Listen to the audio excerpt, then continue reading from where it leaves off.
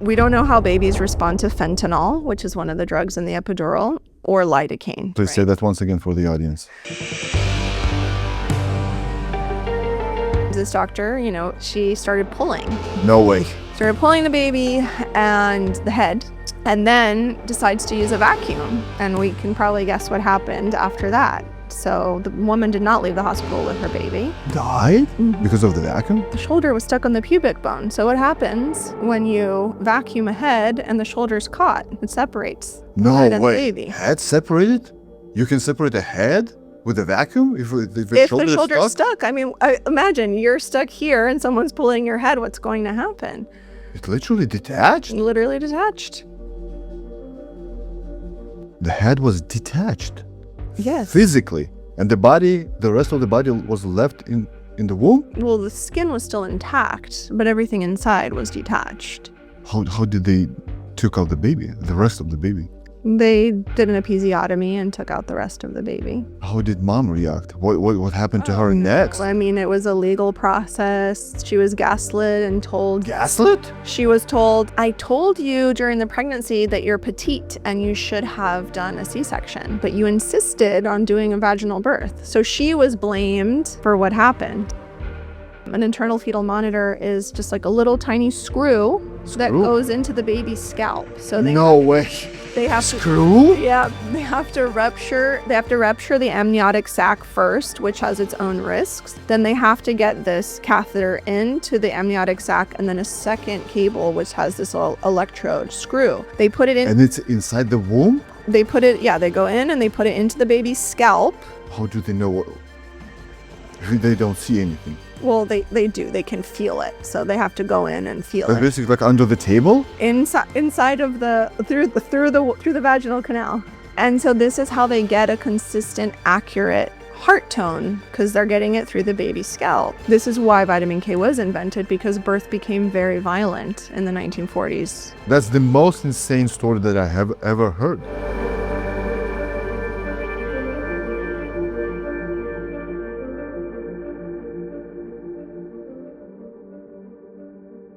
Yeah, the scale.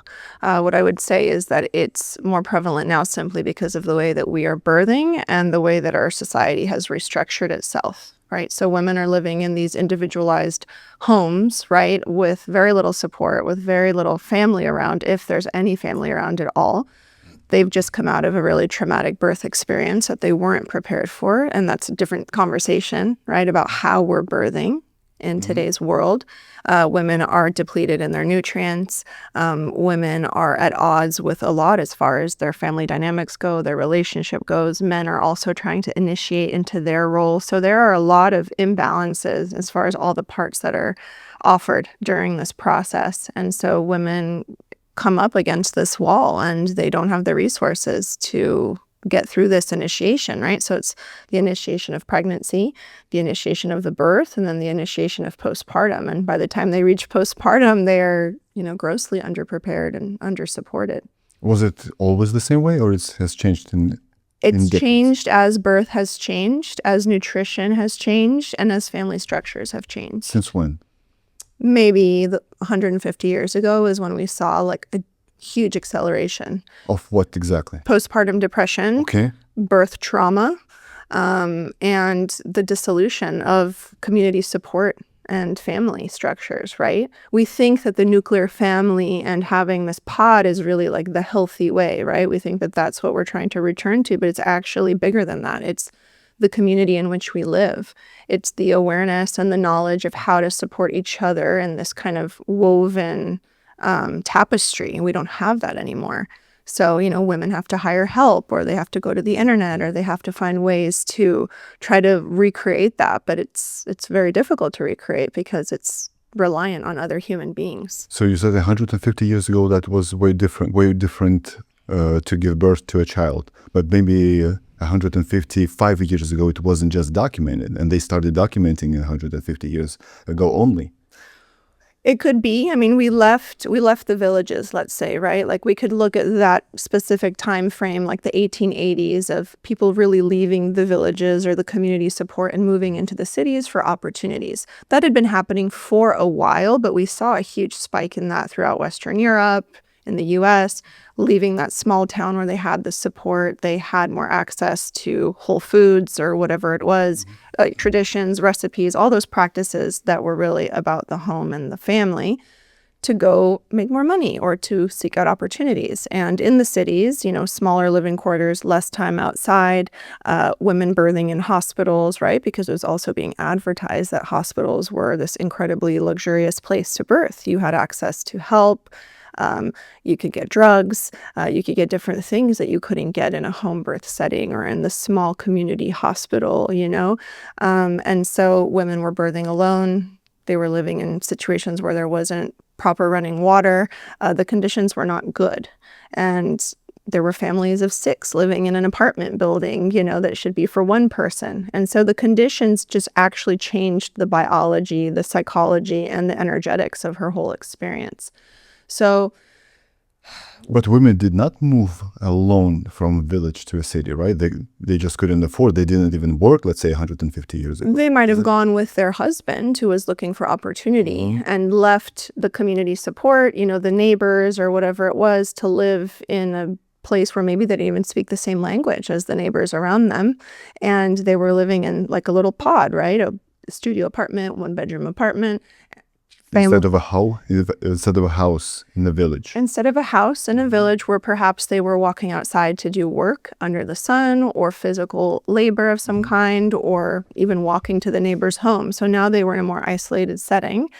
Food was probably more expensive, access to Whole Foods, so they were eating more processed foods, right? They didn't have the same, plumbing, for example, right? There was a lot of issues with women birthing in these city settings, and then they'd come home from the hospital, and that's when they would face maternal mortality because they were in these cramped quarters and malnourished, and they would get infections or different things that would occur post-birth, have to go back to the hospital. So this is where we started actually seeing higher mortality rates, was because women were trying to have this very natural experience in a very unnatural setting. But you want to tell me that plumbing, let's say in the 1850s in the huge cities, let's say Chicago and New York, was worse than in the villages? Well, I would say that you could go out to an outhouse and it was properly disposed of in an area outside of their cottage or their home, right? 20 feet away from wherever they were living. But now they're living with chamber pots and different situations that they're in their own waste, and they're in other people's waste because they're in an apartment building of, 50 to 100 people or whatever it was. So, when we shifted plumbing and we, made it more advanced, that's also when we saw a decrease in polio, because now we were dealing with things in a different way, contrary to what people believe about it being a vaccine. Right. We know that it's really just because we changed the systems of elimination and processing. So yes, even if it appears that village life was less advanced, less technology infused, it actually was much healthier for women and the families because they had access to fresh air, space, sunlight, grass, all of the elements, and fresh food. So we just saw a complete night and day shift, and that, of course, affects the pregnancy, it affects the birth, it affects the postpartum. What does the data say about the child mortality, newborn mortality? When they gave birth, let's say 100 years ago in their homes, let's say in a small town or even a village, comparing to a big city, LA, Chicago, New York, Philadelphia? It hasn't really been studied, the comparison of the infant and maternal mortality rates in the village versus the city at that time, but the infant and maternal mortality rates we do know were high in the city because of the conditions that I'm sharing with you. So naturally, when women went to the hospital to birth in the cities, we saw an increase, a decrease in those numbers because women were in this more controlled setting with support, with fresh food. Doctors. Yeah, they had that kind of community support baked into the hospital for a few days, and they were being watched over. So we did see an increase in,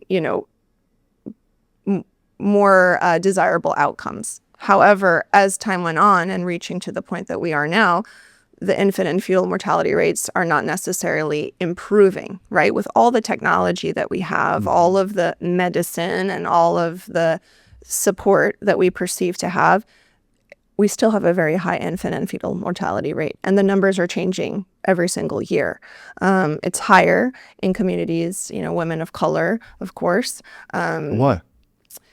There are a lot of theories as to why. Typically, it's because there's an underlying racism that occurs, are just not receiving the same type of care. We see this also with women who are even, considered to be white, but don't speak the language wherever they are in the United States, and they receive different type of care because of that.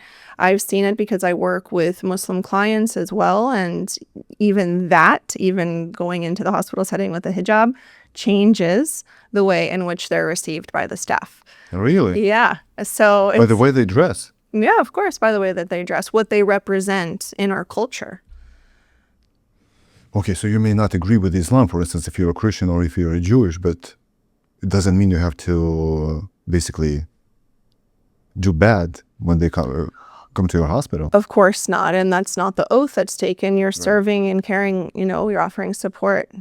But that's the reality of what it is. I train doulas as well, and we talk about that. We notice that there's a difference. When there's a language barrier, the treatment is different. I can understand that. When there's a racial barrier, religious barrier as well, and you know how it is in the United States. The programming runs so deep on viewing Muslims, for example, as part of, the plight, the universal plight that we find ourselves in, and so that trickles down. All of these influences from Hollywood and media trickle down into the way in which women are treated in birth. Okay, so you want to tell me that Hollywood portrays Muslims as quote-unquote terrorists?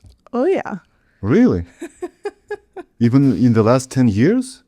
It's been going on for decades. Yeah, but I understand since 2001, right? 9/11. Maybe for 10 to 15 years, but it's like 25 years have passed. I mean, look at all the films. There's a show that just came out called Lioness, and my brother showed me an episode. He's a former Marine, United States Marine. And, he woke up to the realities of what happened when he was indoctrinated into the military. So he deployed to the Middle East? To Iraq in 2003, Operation Iraqi Freedom. And, he was tested on. He was asked to do things that are completely inhumane and really not in support of establishing democracy inside of Iraq. Like tortures? Yeah. Killing of children. No way. Yeah, of course. Just to what? To terrorize? If they saw a child approaching the camp, they were to be shot. Because they were afraid they wore that explosive vest? Mm-hmm. So he showed me this, the show Lioness, right? And it's like about this operation in the CIA, but I just couldn't even finish. I couldn't even get through the first episode because it's just the reinforcement of the idea that there's this enemy in these specific countries, right? It's part of a bigger agenda that, we all have our theories of what that agenda is, but it's part of a bigger agenda to say this is the enemy. They can't be trusted, right? And most Americans don't even know how to distinguish between the Arab community and the Muslim community. Most of the United States doesn't even know that Arabs are also Christian. Arabs are also Jewish. They're Coptic, whatever it is, right? They don't even know the difference. Egyptians are not considered Arabs, right? They're North Africans. They don't consider themselves Arabs, right? So there's so much ignorance when it comes to that part of the world. And we get our education, like we do about birth, through Hollywood. And so it's really, and I see it. So I'm saying I'm not someone who's constantly championing this like woke agenda of, talking about pulling the race card, but it's actually very real when you're in the birth setting to see how women are treated differently, and even my stepdaughter, she wears hijab, and at her birth, she was charged so many additional procedures. Like what? That were not even done to her. And because I know, I know to look for these things, we're looking at the bill. They charged her for an induction, which she did not receive. They charged her for various medications and drugs she did not receive. If we hadn't have looked, the insurance companies would have just profited off of her ignorance, right? So then we went to contest it to the administrator, and they're like, oh, we have to do this process. We have to get it off. We don't really know why it's there. So they were going to, make another $25,000 off of her insurance. What city was that in? Detroit. Michigan, okay. Yeah. So you could say, oh, it's just the hospital and they're just trying to do this to anyone. But I've noticed over the last 15 years that it's quite specific to various minorities. And so even in that type of care, like if they say they don't want something specific for religious reasons, I see this with the Christian community as well, certain procedures that they don't want done to their babies or to themselves at the hospital, then there's pushback. Or they'll call CPS and Child Protective Services and say, oh, they don't want to do this, they're endangering their baby. Give me an example. What can... Vitamin K, for example, which is a blood coagulant that they give the baby after the birth. So this has happened in Florida. It's not as common because it has different policies in the state of California. But I've had many clients here who I work with virtually who've had a lot of pushback from the hospital when they declined the vitamin K shot. One in particular had Child Protective Services called on them, and they had to go through this whole process where the husband was, I'm entitled to do this. This is, it became a contentious 3-day process where they were threatening to take the baby away from them because they were endangering their own baby for not doing the vitamin K shot. So this was Florida. This particular case was in California. Oh, okay. But in Florida, I've seen it happen as well. They make them sign forms. You're endangering your baby's life. You're putting them at risk. We might have to report this. So, this type of treatment for religious, cultural beliefs, whatever it is, when there's pushback against the medical system, the way they treat you changes. And that can lead to a lack of support or even comprehensive medical care in postpartum. Okay, let's talk postpartum. Postpartum. What a man can do to help his wife to get through postpartum depression? So the roles have to be, I'd say, kind of clear between the two of them, right? So women often think, well, the man has to stay home with me so that I can get all this type of support, but that's not necessarily where men thrive as... And it's not possible. He has to work, right? He has to work and should. He should secure the home, create the safety so that there are resources and provisions for her to be able to stay home and breastfeed, right? So one of the biggest challenges I see, one of the main challenges I see when it comes to postpartum depression is the wife still being expected to provide a certain amount towards the household because the husband is expecting that from her because perhaps they had an arrangement before the birth. Maybe it was a 50-50 financial arrangement or whatever it was. And then that's still trying to stand while she's also in the full-time role of being a mother to a newborn. And that might sound crazy to some people, but it is the reality for many people. So husbands expect 50% of money to the household when the woman just delivered the baby. Right. Seek help, guys. Please, seek help. I've seen it. And, they'll pay for a postpartum doula, and I go into the space, or I used to do postpartum work a lot more, and I'm thinking, okay, this is something that's part of their family structure that I can't necessarily support, but what can I do? So, I might talk to him about different ways in which he can actually give her support. Having a cleaning lady come in temporarily, maybe she usually cleans, but having a cleaning lady support in those first 2-3 months, huge benefit for the whole family.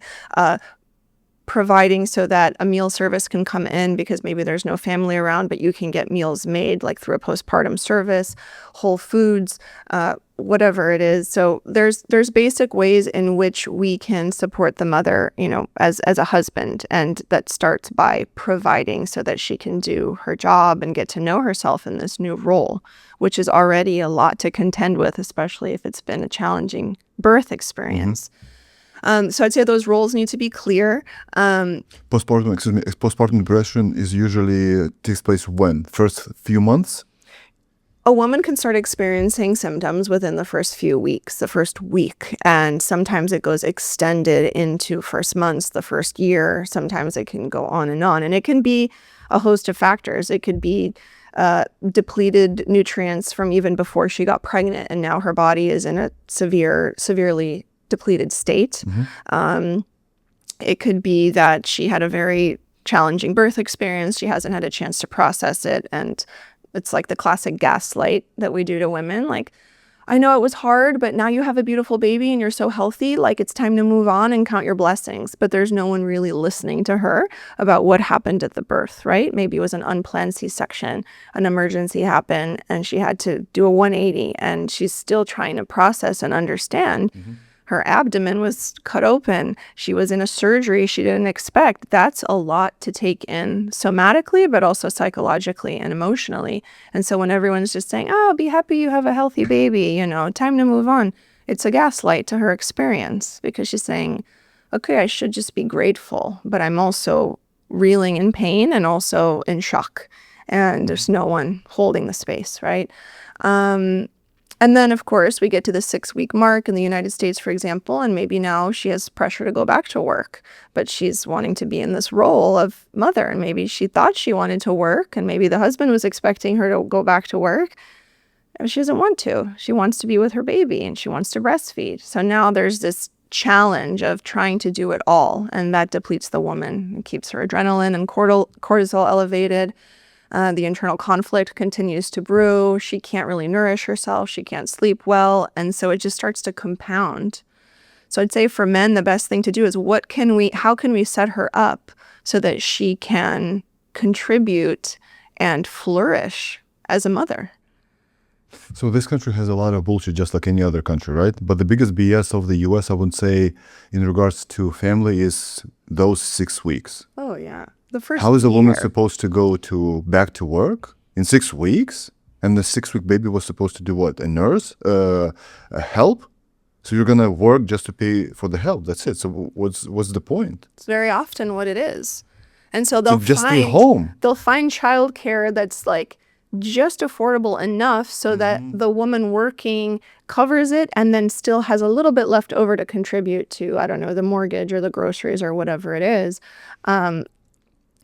Or go to a daycare, for example, or hire a nanny or whatever it is. And then we're seeing a lot of challenges with developmental issues, behavioral issues when it comes to the baby, health issues that start to happen with the baby because they are separated from the mother.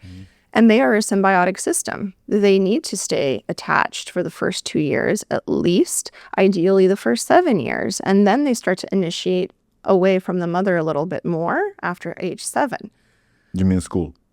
Yeah, school. As an example. School as an example, learning more from the father at this point, kind of how to be out in the world and do things, right? This is just the natural biology of how the development unfolds for a child. And the baby thinks that he and his mom is one body for how many months? First 2 years. 2 years. Yeah. The baby thinks that he and his mom is one. Their nervous system is intertwined at that point. So everything the mother's experiencing, the baby's experiencing. In those first 2 years, But how if she doesn't breastfeed? it doesn't matter. It's completely energetic and hormonal. Is it science proven? Yeah. So then the way... By Wi-Fi? How is it possible? I mean, I understand when mom breastfeeds, right? She has this stress, so the milk changes. Breastfeeding the baby gets all those bad quote-unquote hormones with the milk. But if she doesn't breastfeed, or the breastfeeding stopped at the second year, but a baby still feels everything that mom experiences? Okay. So when you're sitting in here and your wife walks into the room, can you tell when she's in a bad mood? 100%. Okay. Like that. Okay. I'm screwed, okay? Okay. And you have a lot on your mind, and you have a lot of things you're processing. You run a business. You have so much that you're managing. Imagine a baby. They don't manage anything. Their only job is to focus on the mother for cues. So they're even more attuned, right? So Only one target. there's only one target. So if you look at Dr. Tronick's still face experiment, we see that an infant from birth is constantly monitoring the mother's face and reactions and eye activity in order to understand and assess if the environment is safe or unsafe. So we are shaping their nervous system, their ability to attach, to react, to store energy, to conserve energy, to either freeze or flee or fight, right? All of those things are being assessed as they're watching the mother and they're experiencing life with her. So if they're being bopped around to various caregivers who have dysregulated nervous systems, who are engaging in activities that are not necessarily nourishing for the baby, or they're just around a bunch of other babies that are dysregulated because they're in a daycare, that's how the baby is learning to navigate the world. That's their blueprint. That's how the baby sees whether, when he grows up, or she, that's how the baby sees whether the world is safe or not. So it's all really so dependent on the mother. And then the mother depends on the father to create the safety for the entire household. So it's a family operation. That provides money and safety, physical. Both energetic, physical, and financial safety and a foundation so that the mother can then be available. When she feels safe, she's abundant with what she can give and how she can give. And then the baby therefore feels that. So it really, that's how the father really impacts the entire family.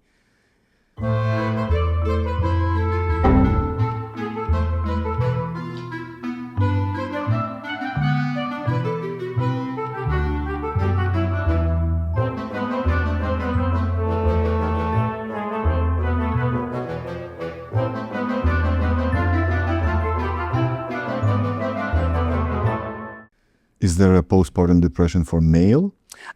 Yes, and it's not been deeply studied, but it's been talked about that they have kind of like through osmosis, the relationship with the wife changes, right? They had a certain rhythm or a way that things were, and then now she's, her energy is completely refocused. They're not sure. Maybe they're reconsidering their role in the process. How do I access, intimacy with my child, right? How do I get that emotional intimacy? How do I bond? And they're not really sure, right? They're kind of cast aside. Maybe they didn't have a blueprint from their own childhood journey of, they didn't have a father or whatever it was. So then they're experiencing some confusion around how to engage with the baby. It doesn't feel instinctual for them. And they do say that fathers don't typically bond with the infant until the infant starts smiling or laughing or reacting. I can attest to that. That's true. That until then, it's kind of like, I don't know, what do I do? So then there might sometimes be confusion around that. But it's important to note that their bonding happens in a very different way than the mother's bonding.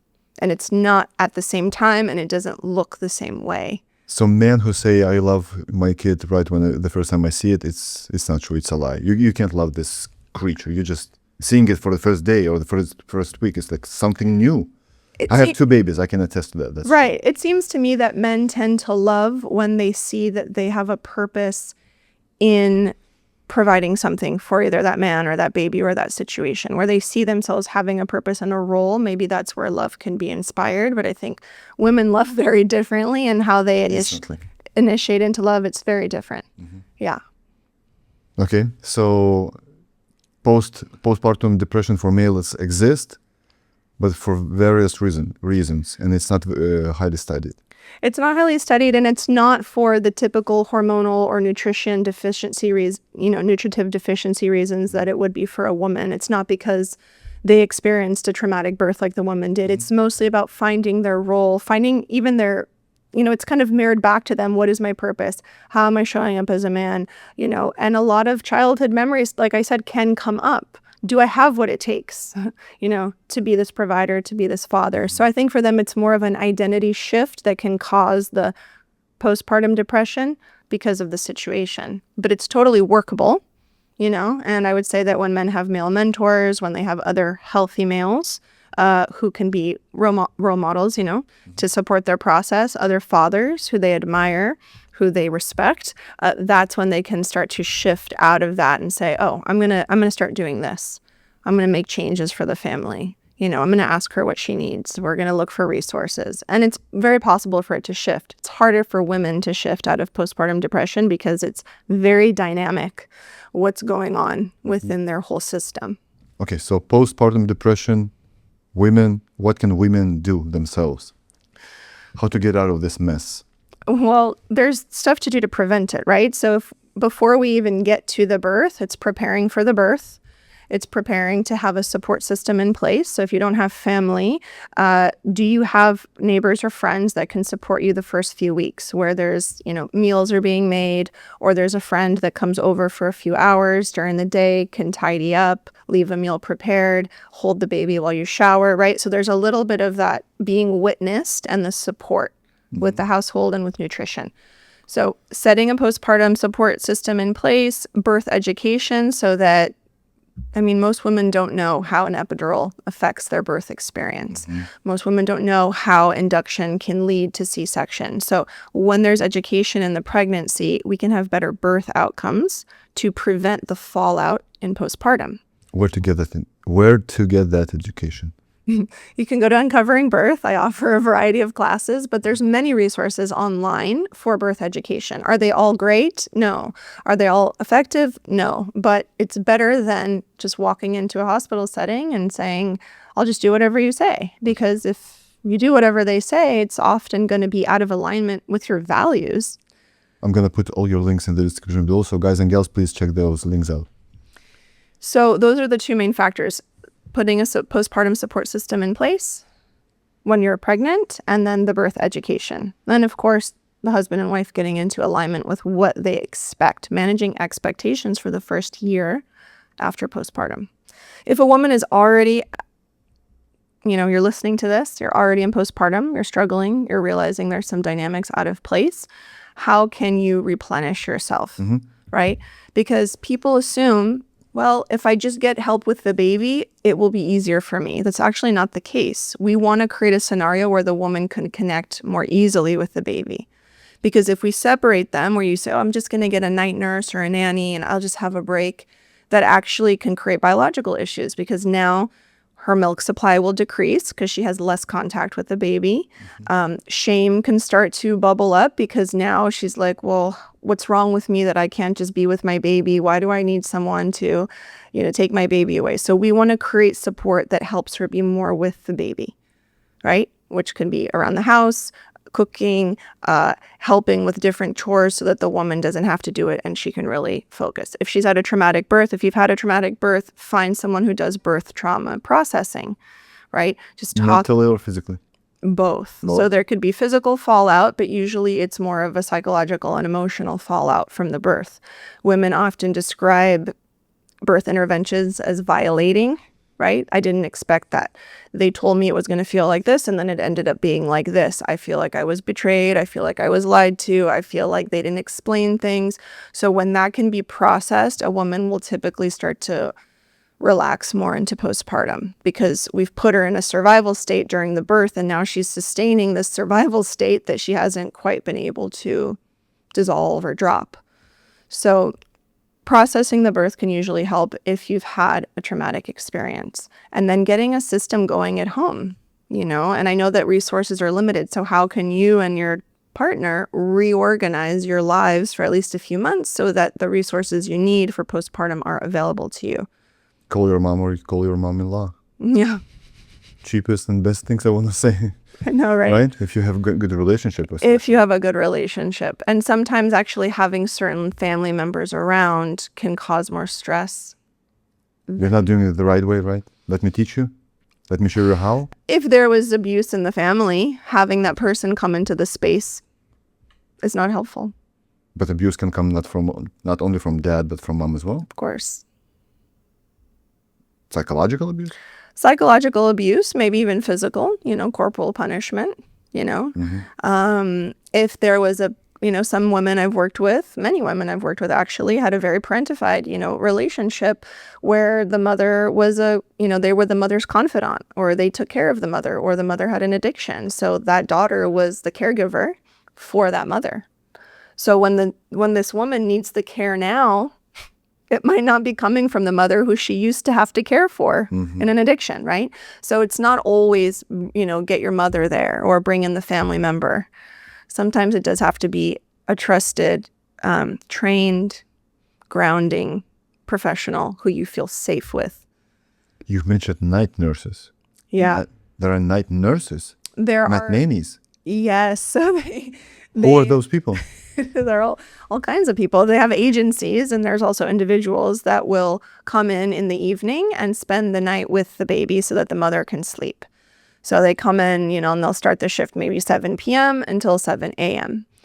So how does it look like? So a husband and wife, they sleep in the bedroom, and this night nanny takes the baby and sleeps in another room with the baby? Yeah. And feeds the baby and changes the diapers. Okay.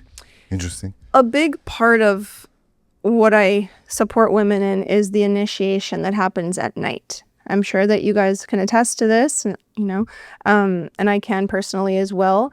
I learned all of the challenging stuff at night, right? Like my body was in a different biological rhythm than my husband.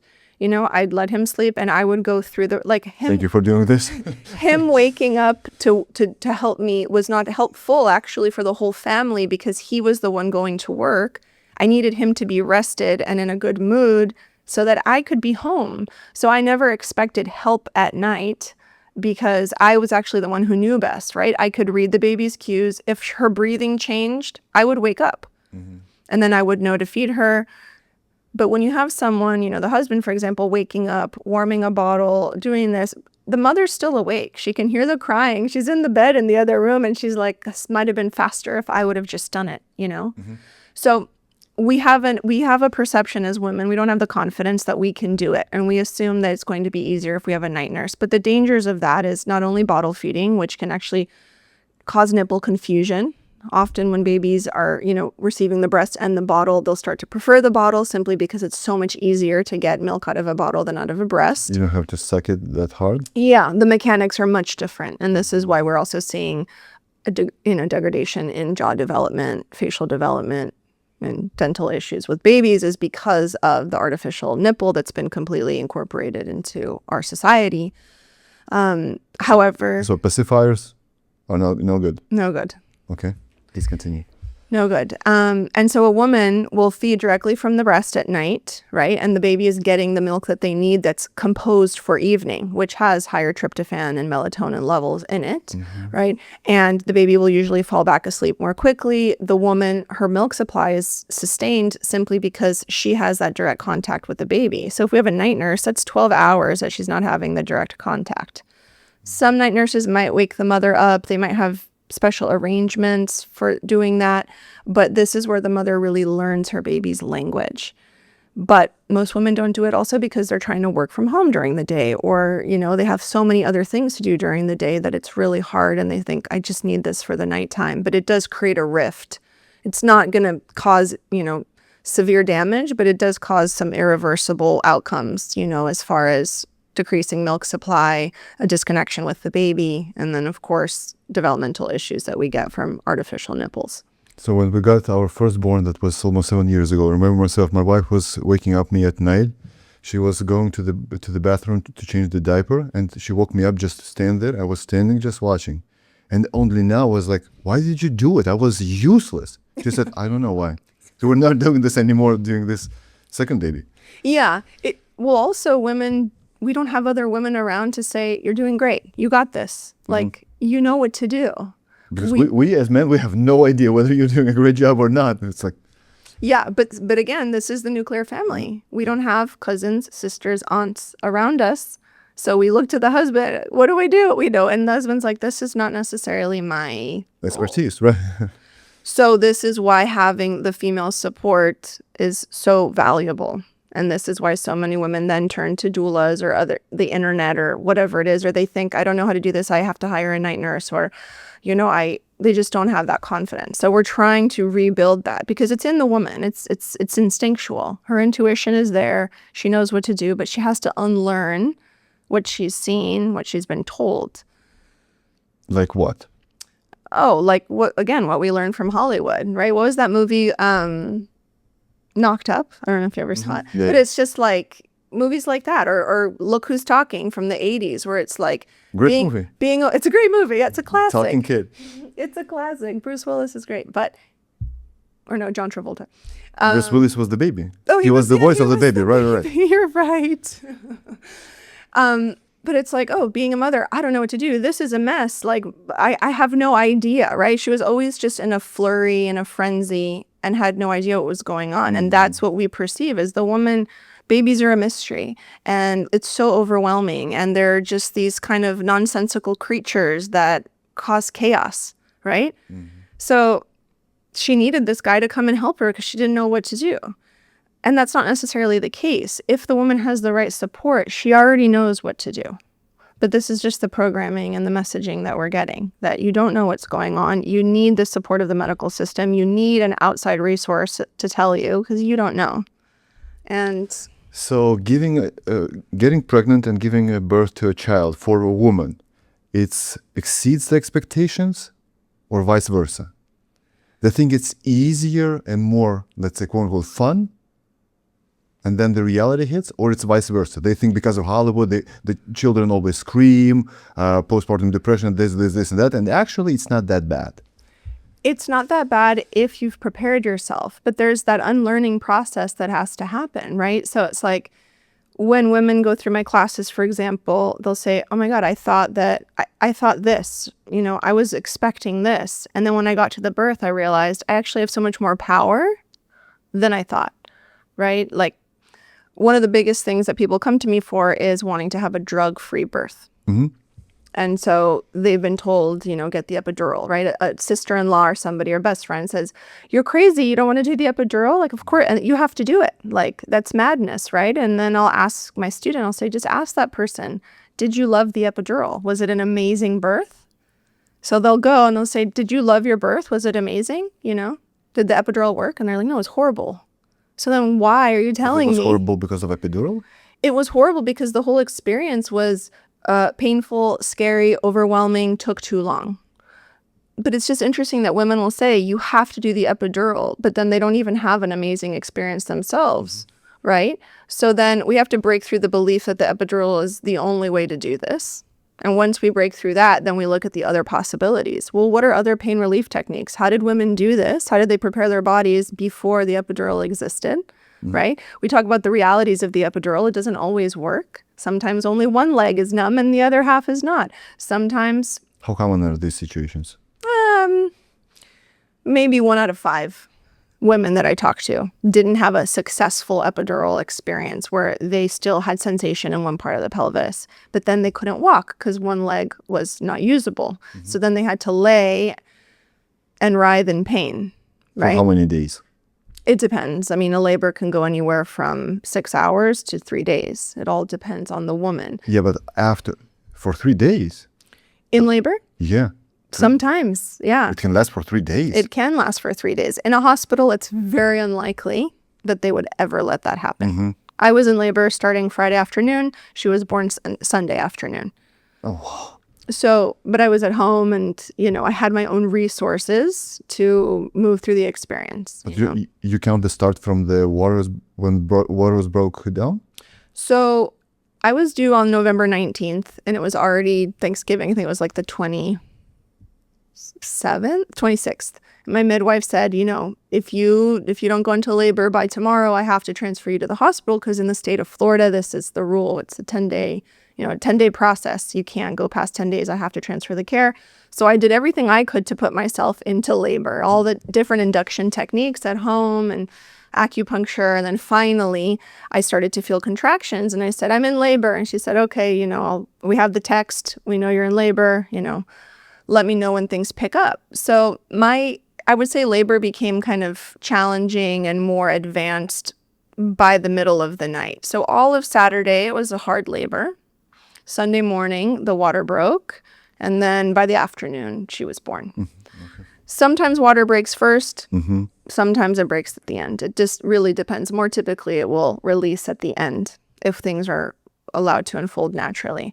But if I were at the hospital, they would have been doing different things to speed it up.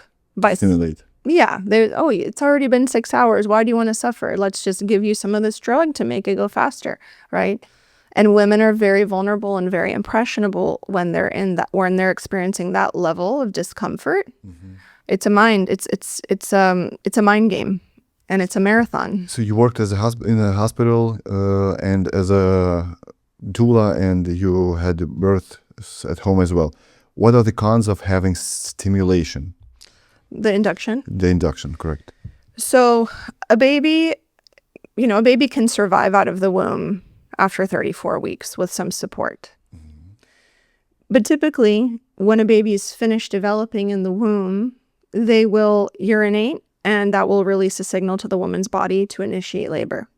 So the system's already perfect. When the baby's completely done developing, they let the body of the mother know labor starts. The baby urinates? Yeah. Okay, this is the signal. So didn't know that. When we bring in a drug to jumpstart this process, we already know the baby's not finished developing. It has not initiated labor on its own. So we're prematurely taking the baby out of the mother. So lungs might not be fully matured. Other systems in the body might not be fully Yeah, but they're matured. taking out, they inducing the baby, let's say, in the 40th week, 39th week, 38th week. It's like let's say 5, 7, 10 days prior to 40th, not the 34th week, right? But it's so a bell it has curve. to be fully developed. It has to be fully developed, but it's a bell curve. So at the beginning of this bell curve, let's say it's like 37 weeks, some babies are ready at 37 weeks. They initiate labor, they come out. 38 weeks, they're ready. Gotcha. We get to 40 weeks, that's when we see the most babies ready. We get to 41 weeks, a little less, 42 weeks, even 43 weeks. Some babies, it's like a fruit tree. The beginning of the season, there's a few. Height of the season, you see the most. Towards the end of the season, there's still a few going. But the hospital will never let you go No, the over hospital 40 won't. weeks, right? No, the hospital won't. I mean, 41 weeks, maybe with a lot of monitoring, right? Their concern is that the placenta could get old and detach. Their concern is that the baby can get too big and then the mother can't birth the baby, right? And this is what they tell women. Then you do C-section. But then you do a C-section, right? They're big fans of it. So they're big fans of it. It's quick and easy, and a lot more money is made. So the dangers really can be that the baby is not fully developed yet, and we're taking it out prematurely. The other danger is that women sometimes don't respond well to the induction drugs. Babies don't often respond well. Maybe it affects the baby's heart. So now everything was fine. They do an induction. Now the baby's heart is responding poorly, and she goes into an emergency C-section. Induction is a drug. Induction is typically Pitocin or Syntocin. Sometimes they'll do Cervidil, which doesn't stimulate contractions, but it softens the cervix. Sometimes they'll do a balloon, which they insert a balloon, they inflate it to put pressure on the cervix to see if it stimulates contractions. It's also painful, but it's more natural. There's different methods to do it. But the point is, it's unnatural and it's interfering with a process that might otherwise unfold on its own when the baby's ready. What are the cons of epidural? Well, we don't know how babies respond to fentanyl, which is one of the drugs in the epidural, or lidocaine. Please say that once again for the audience. We don't know how babies and women will respond to fentanyl or lidocaine and at that dose, at that level, right? So epidural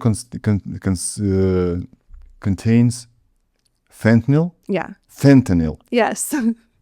Drug. Yes. Okay. Yes. The street drug that apparently the U.S. is fighting an epidemic of this Yes, drug. so we've been told that even like this amount of fentanyl can kill us. Yes. And women won't eat sushi or drink coffee or wine or cheese or honey during pregnancy, but then they'll spend 8 to 10 hours on a drip of fentanyl throughout their labor. It's a drip? Yep. Oh, so that this is like a syringe and one-time drug. No, it used to be something called a saddle block, which was directly injected into the spine, into the dural space. However, now it's a thread. It's like a tuahi needle, which is like a flexible needle, and it's threaded into the dural space, and then it's taped, and it stays there, and it's just a drip that's going. And so women will spend hours on that. On fentanyl. And we don't know, and often what I've seen when I've been at births with an epidural is either the baby's heart will decelerate, causing, an alarm, or it will accelerate, causing an alarm. And so she'll go into an emergency C-section. So when people say, I'm so glad I was at the hospital because I had an emergency C-section, I would have, it would have been bad had I not been there. What they don't often realize is that they took steps to put themselves in an emergency situation, right? They took the epidural, or they took the induction, or a different type of drug, Demerol or something like that, that then caused the baby to react, which then led to an emergency C-section. But the science says that it does not affect babies at all, right? All those drugs, painkillers. Well, doctors often say, this doesn't affect your baby. Women have even been told the drugs don't reach your baby. But it goes into your cerebral spinal fluid. It's absorbed at the stem of the brain, and then it goes into the bloodstream. And so then the blood reaches the baby within the first, 8 minutes. So it does reach the baby.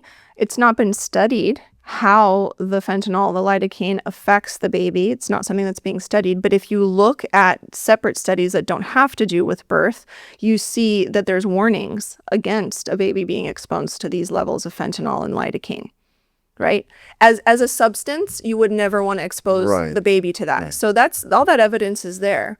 But if you search for it on the internet through the scope of birth, you can't really find anything because that's bad for business. Mm-hmm.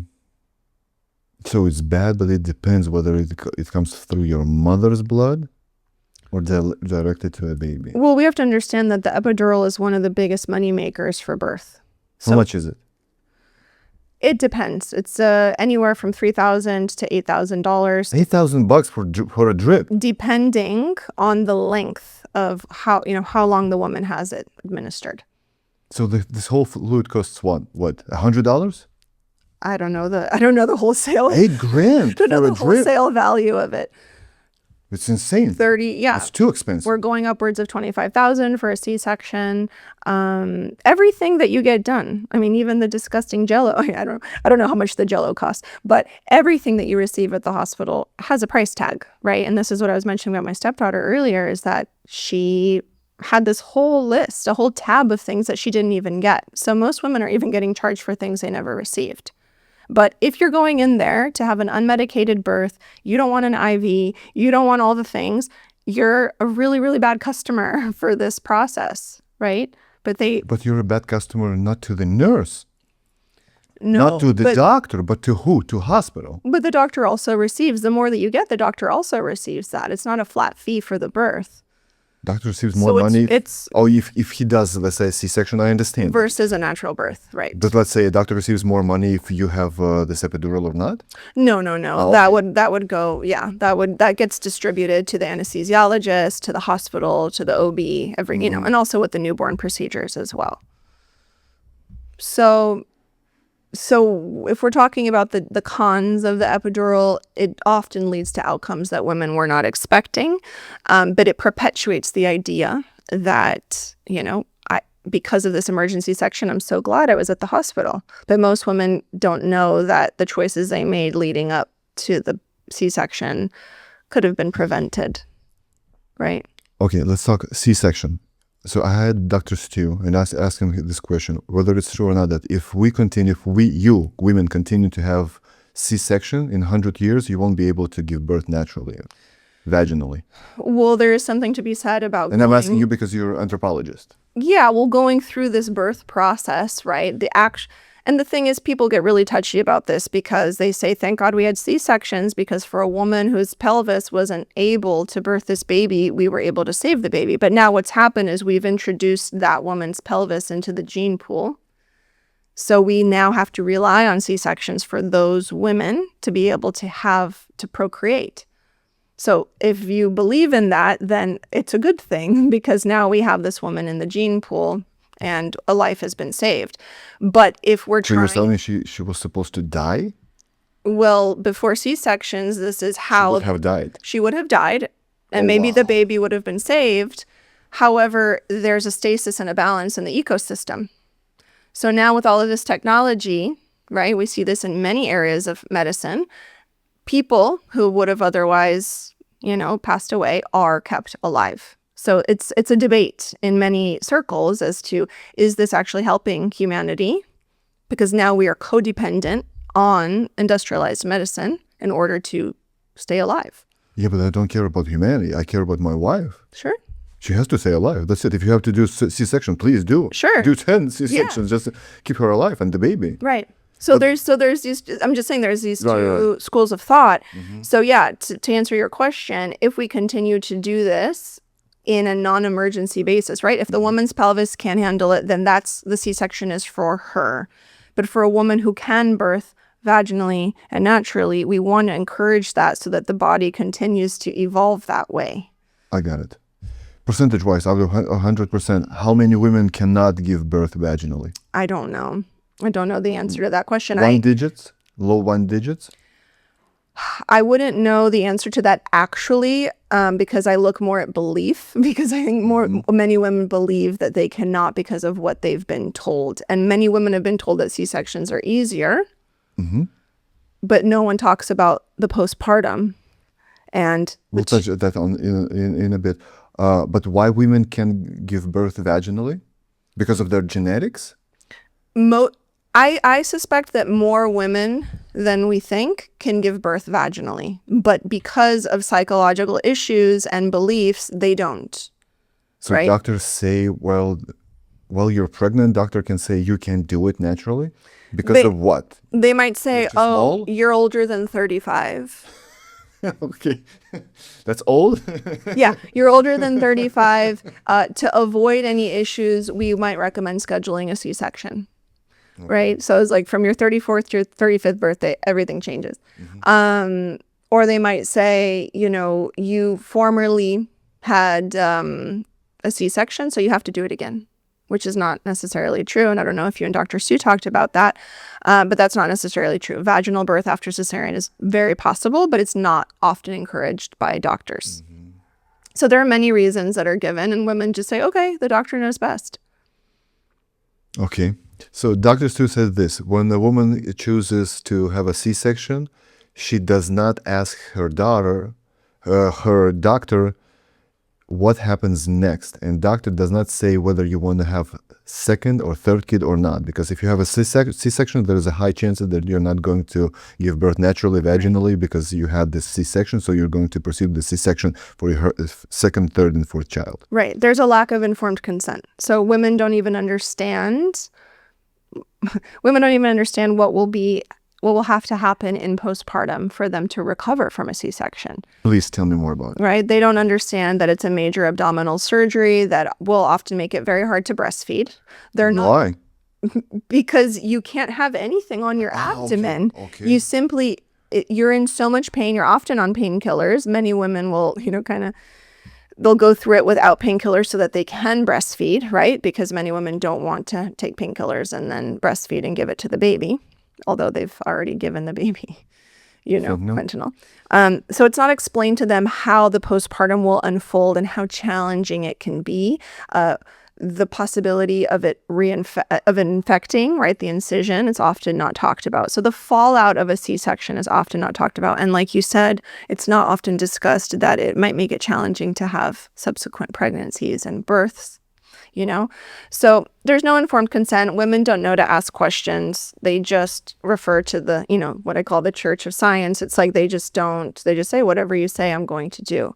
And then later they feel duped. They feel that it wasn't explained to them, but they also didn't ask the questions. And this is another way the husband can get involved, going to a prenatal appointment, listening from a logical perspective, grounded perspective. What is this doctor saying?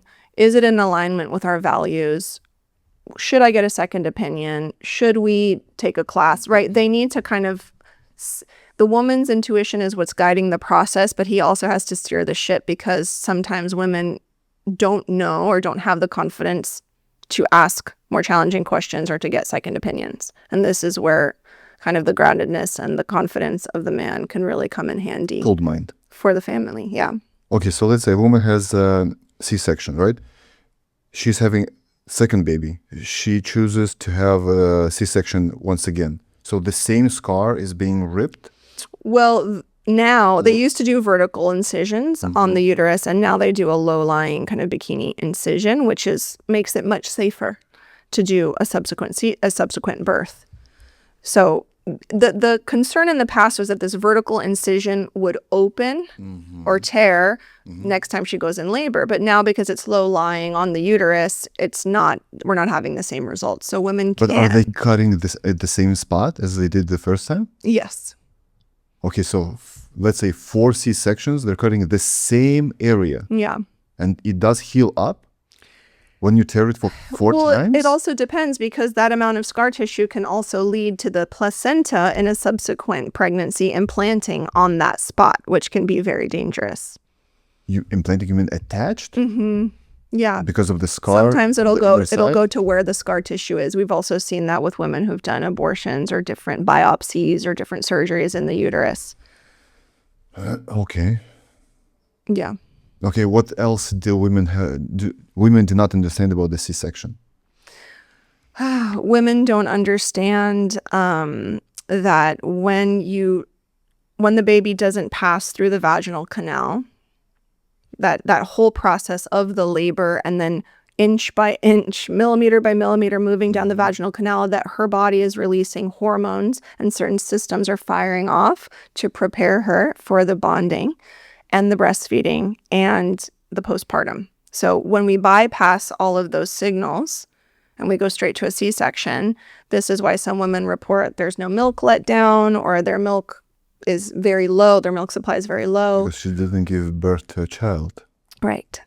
And some women say, I've had, clients, and it's really hard, of course, as a woman to experience this, but I have so much empathy.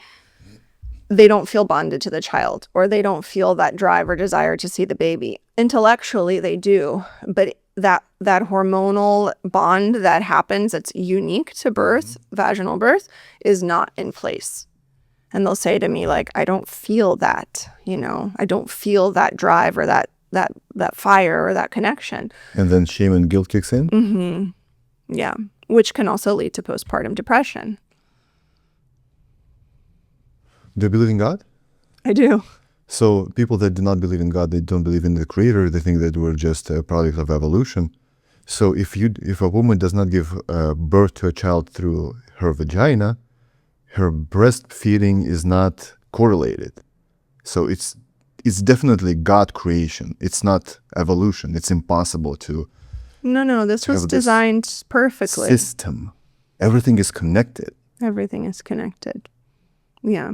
Okay, so let's say a postpartum depression, woman is, her nutrition was bad before, during, and after.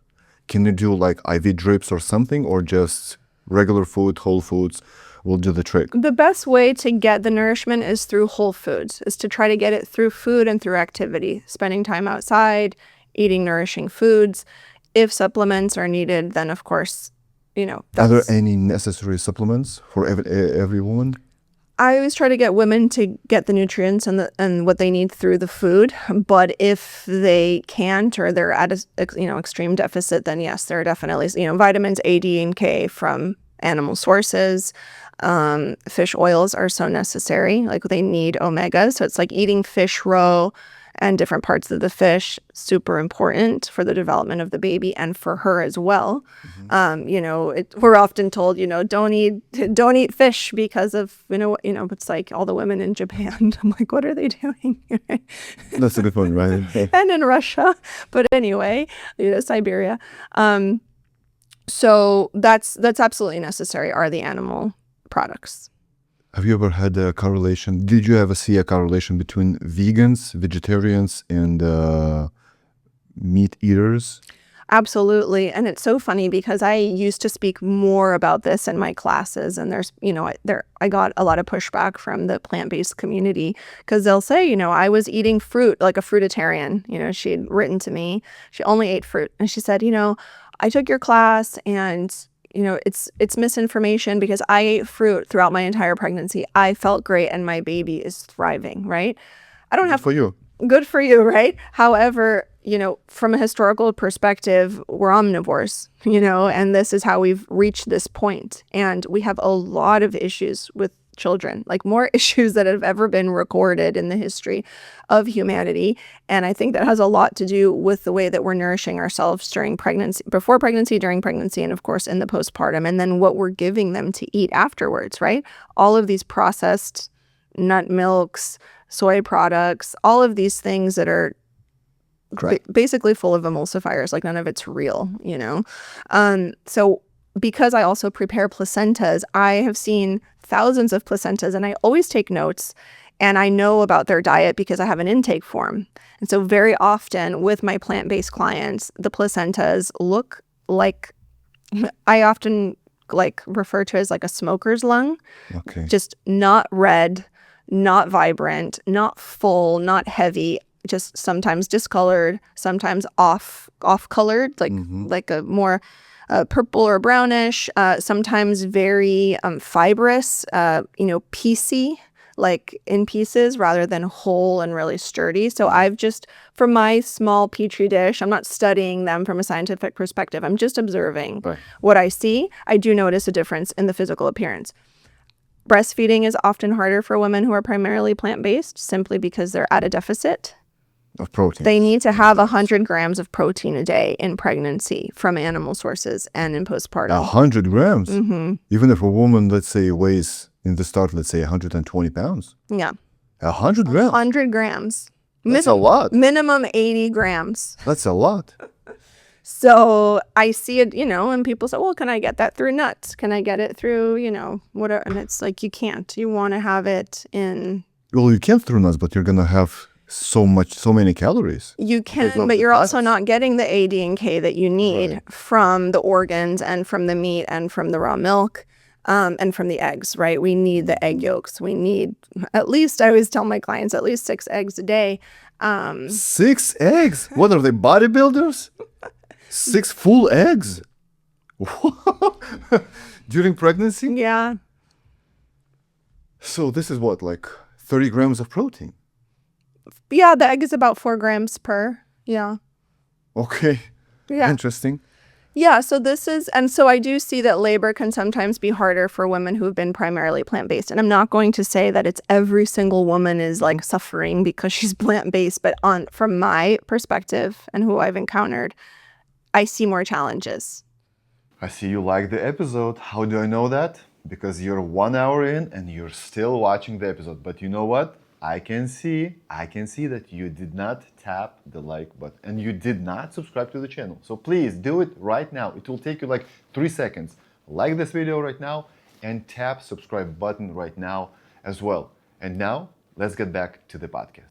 So when we had our firstborn, me and my wife, we were vegans for a month or 2, I want to say, then pescatarians for 18 months. So she was pescatarian during the pregnancy and she was pescatarian during the feeding. When our son was, I want to say like 9 to 10 months old, he had this low amount of iron. So she decided to buy lamb and to feed him the lamb. And I believe this was the best option. A few months later, I was like, maybe I should try eating steak again. I missed a lot of good things not eating steak. Yeah. Are you back? Oh, yeah. And I'm back for almost 6 years now. And in those 6 years, I still can get the strength that I had prior to becoming a vegan. Yeah. Because I lift weights and I lifted X amount of weights in the gym. So let's say bench press. Then I became a vegetarian. Everything like dropped, I want to say to 70% drop.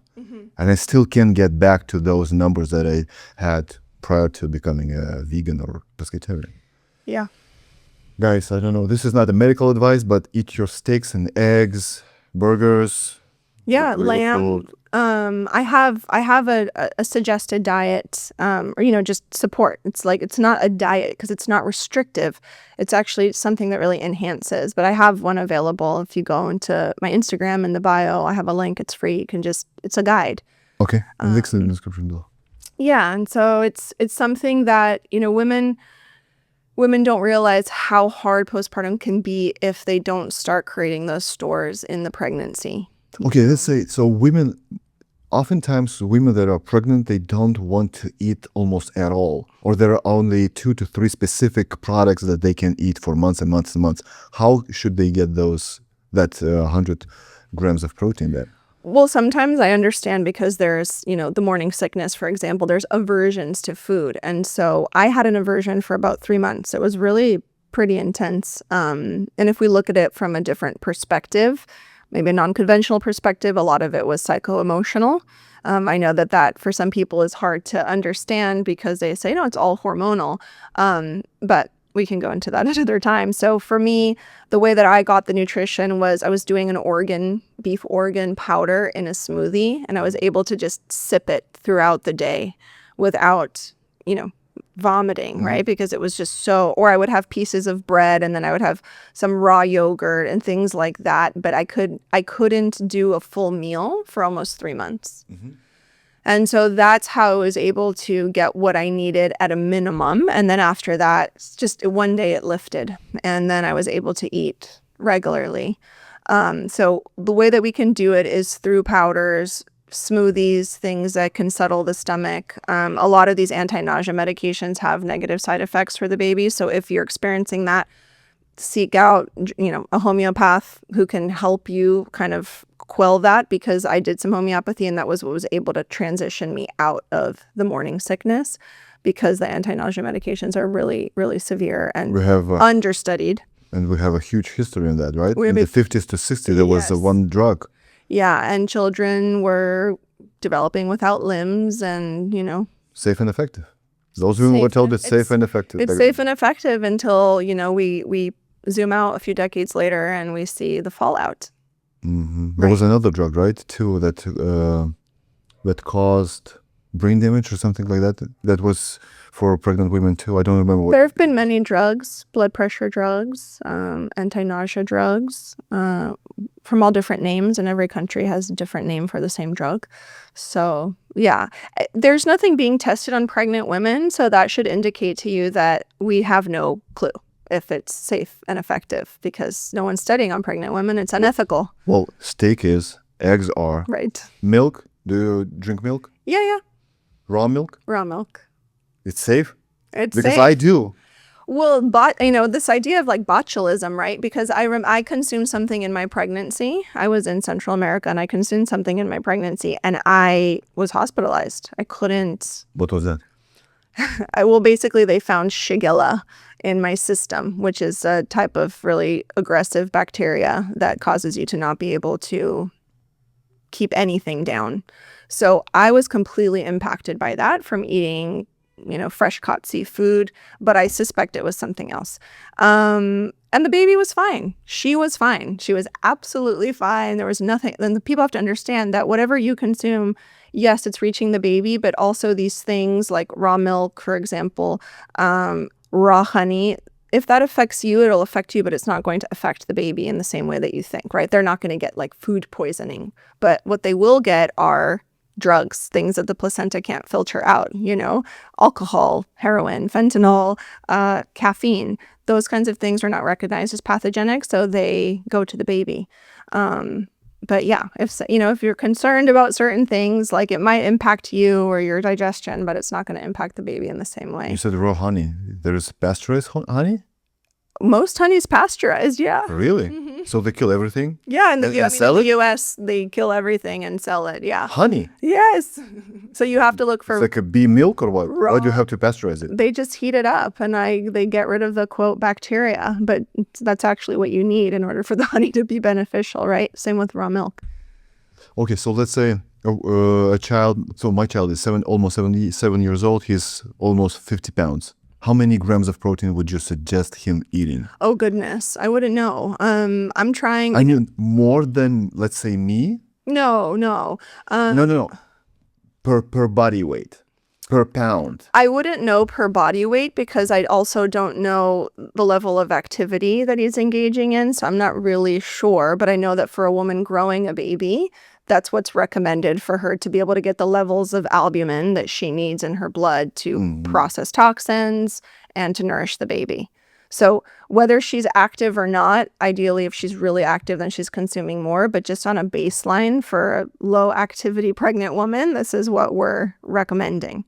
So 100 grams for, let's say, 150 to 170 pounds woman. But if a woman weighs, let's say she's obese and she's 250. So even more protein. Yeah, perhaps even more protein. But her level of activity is so low, I would imagine that I don't know. Maybe not. Maybe she was obese for decades prior to getting pregnant. But. Yeah. But then there's other concerns there about her insulin and, liver and lymphatic system. Is there a correlation between women's fitness level, let's say if she is obese or not, to getting pregnant?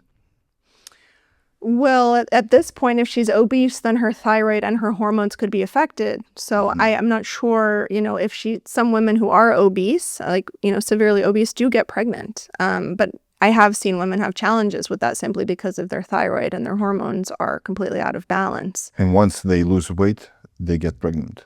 Typically. Yeah. I've had 2 clients actually in the past, so not a lot, but when they were able to lower their weight, change their diet, their fertility shifted. Okay, what's the heaviest woman that you had delivery? Oh, I wouldn't know the exact number. But have you ever had like obese women? There was a woman who was about 200 pounds. That's not a lot.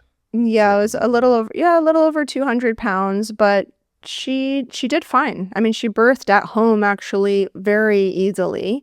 I didn't see any issues. We didn't experience any issues. But no 300 pounds No, plus women. I've never had a client like that. And I don't know that they, in that position, would hire a doula and kind of even take that route, because they would probably be in a more medicalized route, and I don't know if they would even be encouraged to do a vaginal birth. So when I had Dr. Sue, he said that if there's twins, there is a high chances that doctor will say C-section. Sure. Have you ever had twins? Triplets? Twin births, yes, not triplets, but twin births. All of them were vaginal births. 2 of them were in a hospital, and the other ones were in a home birth setting. More complicated? No. Did they just go out? They just go out. One at a And time? it also depends, and I'm sure you talked to Dr. Stu about this, just, placenta. Are they sharing a placenta? Are they in separate sacs? Things like that. So when they have their own placentas, their own sacs, those are the births I've been to. I've never been to an actual birth. So they can be twins in one placenta and in separate placentas as well, right? Yeah. So this depends whether they were going to look alike or not, or Yeah, that changes if they're identical or not. identical or not. Okay. But triplets, no, I've never had any clients. I had a student who was, they were preparing for their birth, so they took my class, but I wasn't their doula, so I didn't go to their actual birth. But at this point, I often refer them to Dr. Stu, because they're looking for alternatives. They want to have a vaginal birth. Midwife, there's only one midwife in Florida, South Florida, that will do that at home. And then there's only 2 doctors in South Florida that I know of, that will support a vaginal twin birth. But everybody else, 2 doctors? 2 In the whole state that you know of? that I know of in South Florida, like the Miami area. And they're a little bit more old school, because they were trained to do that. The younger doctors are being completely discouraged, or maybe not even trained. Yeah, it's suggested to just do the C-section, bypass the liability. So we're losing the craft and the art of dealing with, quote, complicated births. I've been at births where the doctor, the OB my age, didn't have the skill set or the training to resolve shoulder dystocia, which is when the shoulder actually gets caught on the mother's pubic bone. So as the baby's rotating. My daughter had this. Oh, okay. How did they resolve it? I want to say 4 nurses and doctors went in. They were just pushing and turning and adjusting. Yeah. So there's techniques and maneuvers for that. And this doctor, she didn't know what to do. And she started pulling. No way. Started pulling the baby and the head, and then decides to use a vacuum. And we can probably guess what happened after that. So the woman did not leave the hospital with her baby. Died? Mm-hmm. Because of the vacuum? Mm-hmm. Because our firstborn was used with the vacuum. Well, the shoulder was stuck on the pubic bone. So what happens when you vacuum a head and the shoulder's caught? It separates. No head and way. baby. Head separated? You can separate a head with a vacuum? If the shoulder's stuck? I mean, imagine you're stuck here and someone's pulling your head. What's going to happen? It literally detached? Literally detached. So this is why relying and training primarily, on surgery and interventions is not the way with birth. It's not. We have to go back to the original training. How is this done without instruments, without the technology? We need to have that foundation of training. This is also why, I really support what Dr. Stu's doing, traveling around the world, reteaching breech birth, reteaching twin birth, educating on that. Because even if a doctor is going to do C-sections, and that's their go-to, they need to know how to be able to do these things, these different maneuvers and techniques in the event that a woman walks in, baby's breech, baby's feet are coming out. They need to know how to do that and not rely on a C-section. Wait a minute. You knew personally that woman whose child was... I was there. You were there? Yes. How did mom react? What happened to her next? I mean, it was a legal process. She was gaslit and told... Gaslit? She was told, I told you during the pregnancy that you're petite and you should have done a C-section, but you insisted on doing a vaginal birth. So she was blamed for what happened. But this is also what happens when a doctor doesn't have the knowledge of the techniques and a woman's on an epidural, right? Because she doesn't feel everything. She can't be turned onto her hands and knees to get the shoulder dystocia resolved. Because of the needle? Because her legs are numb. Oh, okay. So every time when you do epidural, you don't feel the legs for some time? For the most part, you don't. You're not allowed to stand, that's for sure. Legally, you're not allowed to stand once you've been administered an epidural. So your legs are partially numb. If they turn down the drip, you might get more sensation as the baby's coming out, but you are for sure not allowed to stand or to squat. You can't. So because she had the epidural, they weren't able to maneuver her onto hands and knees. Plus the doctor didn't have the skill or the technique. And this is why we ended up in that situation with the vacuum. But once again, the head was detached. Yes. Physically. And the rest of the body was left in the womb? Well, the skin was still intact, but everything inside was detached. How did they took out the baby, the rest of the baby? They did an episiotomy and took out the rest of the baby. Oh, wow. Dad was present? Mm-hmm. And they stayed alive? He didn't kill him? It was a female doctor. Who cares? Yeah, no. You just killed the baby. Yeah, but I could see what was happening. But no one's going to say, oops, I did that, right? The doctor took no accountability. But if you have this situation when you see that the shoulder is stuck, please call out the doctors if you have no idea what to do. It's not a computer game or something. I know. That's the most... So I've been doing this podcast for almost 3 years. That's the most insane story that I have ever heard. Yeah. Yeah, and the worst part was that because of malpractice insurance, because they're protected, they were, I think, temporarily she didn't work, and then she's back in rotation. But yeah, that was kind of the extent of it. And she didn't have any consilium, no other doctors telling her what to do, what should they do. Hey, this is the situation. Sometimes these things happen really quickly. Yeah, but there were 3 nurses. I was there. The pediatrician was already there. You were a nurse? The doula. I was the doula. Yeah. You just held the mom? Yeah. Yeah, I never get involved medically in anything, even though I can see what's going on. I don't say anything. I don't get involved because as a doula, you're not there to mediate or to deviate or to, create new pathways for the medical team. You're there really just to support the mother and the father through the process. There have been times that I've caught things like, for example, at a twin birth, this was about 7 years ago, they were having a tough time getting the heart tones for the bottom baby, right? The baby that was lower.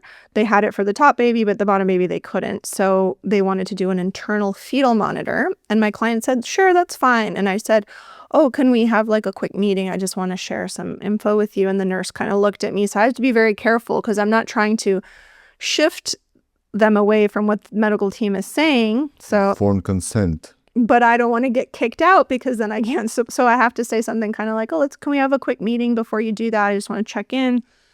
The nurse left and I told them an internal fetal monitor is just like a little tiny screw that goes into the baby's scalp. So they have screw? Yeah, they have to rupture the amniotic sac first, which has its own risks. Then they have to get this catheter into the amniotic sac and then a second cable, which has this little electrode screw. They put it in. And it's inside the womb? They go in and they put it into the baby's scalp. How do they know? If they don't see anything. Well, they do. They can feel it. So they have to go in and feel it. Basically like under the table? Inside of through the vaginal canal. And so this is how they get a consistent, accurate heart tone because they're getting it through the baby's scalp. Okay. And then they say, okay, because we don't have the external one. Every time you move, we lose the baby's heart tone. So this one is just guaranteed. But now we've punctured the baby. So when the baby's born, there is a risk for hemorrhage. Right. Because they don't have blood clot factor, which is why they want to do the vitamin K. So I remember saying to them, this is a screw that will go into the baby's scalp. Are you okay with this? And they said, what? And the husband's like, that's impossible. It's impossible. Why would they do that? Sometimes they look at me like, are you making this up? Right, And right, I'm right. like, no, but I'm here to just give you information. I'm not saying it's wrong or bad. This is your choice. The nurse comes back in and says, okay, you guys ready? And then he said, this is dangerous. The husband said, I don't want this in the baby. And she said, why? What did you tell him? She kind of looked at me and then she said, we don't do anything here that would endanger you. Right. Which is true for them because they don't look at this as a danger. They look at this as a precaution. So it's a perspective. It's a philosophical difference, right? Because the nurse absolutely does not believe anything they're doing is dangerous. She believes that they're preventing, supporting. Yeah, because their intention is to help. Yes, I their get it. intention is to prevent death Right, at whatever cost. right. Death, Death. not the consequences possible. Yeah, those consequences are just a byproduct of saving a life, Okay. right? So the husband said, we're not doing it. Just keep working at it. Try to get the reading externally. You're not putting that in the baby. So she was annoyed. And I could tell she was annoyed with me, but I was able to stay. But those are situations where I don't step in and, start protesting. I try to gently give information without disturbing the medical staff so that the clients know, because they're not getting informed consent from the medical team. This is why birth education is important for the man and the woman. When he comes to the classes, he says, I'm the gatekeeper. I realize I'm the gatekeeper because my wife is vulnerable. Yeah. She's in her process. I need to be able to ask the questions and put a stop to things and ask a second question before we proceed. So the nurse said, let's put a baby pulse monitor into your baby. The internal fetal monitor goes into the head, yes. They didn't tell what's the procedure and how it looks like. No, they just said... Do you consent? Yes, okay. Exactly. We want to get a more accurate reading. Do you consent? Of course I consent. Why wouldn't I want a more accurate reading? But they don't talk about what it entails. And this is where women feel duped, tricked. Oh, but no one told me, but you didn't ask. And this monitor is wireless? No, there are wireless Bluetooth where they have the strap, but the one that's internal is hooked up to a machine. It's like wire. It's like hard wiring versus Wi-Fi. So wire sticks out of the... Mm-hmm. And a catheter that goes into the sac, and that's where you get the contraction reading. So one is measuring kind of the contractions through the amniotic fluid, and then one is measuring the heart tones through the baby's scalp.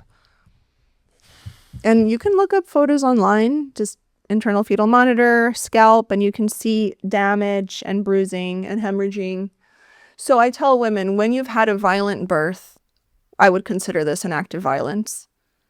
You do need to do the vitamin K to prevent hemorrhage. Mm-hmm. That's correct. This is why vitamin K was invented, because birth became very violent in the 1940s. Became? Yeah. All of these procedures really started to take hold. For the reason to save more babies. Right. So we started because of drugs being introduced into the birth setting, we started using things like forceps, right? These kind of metal, they look like these long spoons. So the forceps would come. They were around for a while, but they started getting used a lot more in the hospital settings because women, when they're drugged, they can't push effectively. Mm-hmm. They need the support of a vacuum or forceps. So the forceps will then clamp around the baby and they'll get pulled out. By the head? By the head. I was born this way. And I had a lot of burst blood vessels in my face when I was born. Do they do it right now? They still do it. Not as common. Vacuum is more common. Metal clamps? Mm-hmm. Forceps. Forceps? Mm-hmm. Grab the baby's head and pull it? Mm-hmm. And it's safe? How with the neck? It's not safe, but it's effective because it gets the baby out. But it's painful for the baby. What about the consequences? Possible consequences? Handicapped? Possible nerve damage. Right. Upper cervical spinal damage. Burst blood vessels. Hemorrhage if it's really violent on the head. So this is where the vitamin K became commonplace across the board. Was as birth became more violent, we needed kind of the Band-Aid solution to prevent the fallout of the violence of the birth. So the childbirth mortality changed, let's say, in the last 70 years or 50 years. Yeah. Was it lowered? It improved because the women birthing in cramped quarters, going back to those homes that I mentioned that were dirty, lower income, right? They didn't have resources. They weren't eating well. But now if they birthed in a hospital, it was clean and they had support and they were being fed and the baby was being taken care of. So we didn't see that the same outcomes in the immediate postpartum because the maternal mortality, I believe, you'll have to double check this, but I believe it's for the first year. So if a woman and baby die within the first year, that's still considered part of the maternal fetal mortality. So a lot of women at that time, 100 years ago living in cities were dying, babies were dying. So going into the hospital did improve the outcomes. But we're still seeing babies and women in trouble. Why is the C-section rate so high if birth is safer? It's getting higher and higher, right? It's getting higher and higher. There's a hospital in Miami. Their C-section rate is 68% of births. In one hospital? Hialeah Hospital and 7 out of 10 babies are being delivered by C-section? And South Miami Hospital. Yep. That's also cultural because a lot of women come from Latin America and Russia to birth there. And they opt for C-section. They go there to give birth to get citizenship? Mm-hmm. Okay. Yeah, very common. And Turkey as well. Yeah, but why C-section? Cosmetic reasons. How come you're going to get this? Because it doesn't impact the vulva. But if you recover? I mean, women, I think, just perceive it's going, things will feel different. Things will look different. So it's better to do a C-section with a really good surgeon. Which is not true, right? Well, it's not true. There is, it is tissue. If you prepare it properly, right, you actually can have more sensitivity in a good way afterwards, right, if you know what to do, if you're prepared. But most women don't know that. Brazil has the highest C-section rate in the world. I think 96% of births are C-section. No, wait. Brazil? Yeah. Brazil C-section rate. 90%? Okay, 90. I don't believe you. Okay, so ChatGPT says 57. In private hospitals, rates can be especially high, often around 90%. Okay, so the rich Brazils. There's a documentary called O Parto, and you can look it up. It's all about the C-section epidemic in Brazil. Yeah. So I understand C-section when it's you either die or you do C-section, right? Or your baby dies, but when they schedule it. Oh, it's scheduled. I'm gonna go not when I have contractions, then I do C-section just for the more comfort. No, I'm gonna do it on Friday. I'm gonna do it on Friday. That's right. Month prior to that, 19th, the Friday, we're gonna do it. Yeah. Right. Mm-hmm. We're gonna have the weekend at home. That's insane. Yeah, this kid is not prepared to go outside. But it's common. It's very common. I've had clients contact me and say, "Can you be my doula? I'm having a C-section. I'm coming from Colombia, or I'm coming from whatever country." And then we're flying here. We're staying at the hotel here. We're doing this, and it's all planned. It's all completely scheduled and planned. I refer them basically like a tourism. Yeah, for the citizenship. Hospitals, hotels, doulas, Airbnbs. Mm-hmm. Yeah. But I refer them to women that I've trained through my doula program because I personally don't, it's not fulfilling to me to go to that type of birth anymore. I used to do it, of course, for the experience, and I was very much on the ground, but now it's really not. Yeah, but do you consider it a birth? If it's a scheduled C-section, they know what's up, they know what time, they know what they're going to do, what they're going to endure, what they're going to do. That's it. They cut it out, take the baby. It's a surgery where a baby is born. Is it a birth? We could really dissect that philosophically. Mm-hmm. I would say no, not by what I consider birth to be, and not all the processes that make birth what it is are not there for the mother or the baby. But would I discredit it, as a birth? No. So it's a slippery slope. It's a surgery that extracts the baby from the mother, and so much benefit is lost for both of them. However, there are circumstances, like you said, where there's a true emergency, and this is necessary. But everybody's perception of an emergency is so different. And this is where I encourage women and men to start understanding how birth works. Talk to your own parents about your birth. Like, dismantle what you've learned from Hollywood. Read a book from Dr. Bradley, for example. Understand how birth works, and then you'll see that we've just fabricated emergencies left and right. Birth is not actually an emergency event. Emergencies, yes, they do occur, but at a much smaller percentage.